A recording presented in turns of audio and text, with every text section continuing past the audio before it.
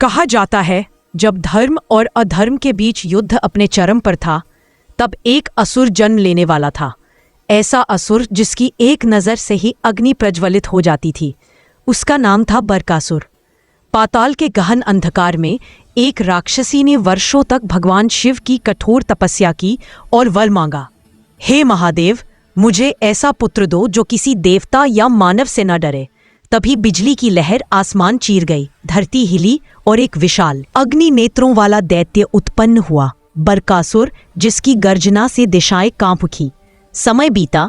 मथुरा का राजा कंस, जो श्री कृष्ण के भय से ग्रस्त था, उसे खबर मिली कि वृंदावन में एक दिव्य बालक जन्मा है जिसके चरणों में स्वयं विष्णु का तेज चमक रहा है।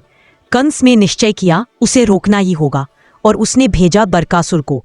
वृंदावन में उस दिन सब सामान्य था। गोप बालक खेल रहे थे, गायें चर रही थी। तभी आकाश में एक विचित्र छाया मंडराई। वह कोई पक्षी नहीं था, वह था बरकासुर, एक विशाल बगुले के रूप में।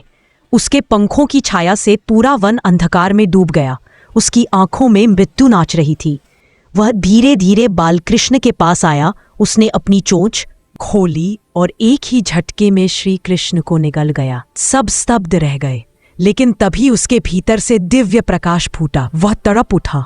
उसका शरीर जलने लगा, क्योंकि उसके भीतर स्वयं परमात्मा थे, श्री कृष्ण। क्षण भर में बालक कृष्ण ने अपनी शक्ति प्रकट की और बरकासुर की चोंच फाड़ दी। राक्षस गिर पड़ा, उसका मायावी रूप भस्म हो गया। वह असुर जो कभी विनाश का प्रतीक था, अब श्री कृष्ण के चरणों में लेटा था, मुक्त होकर।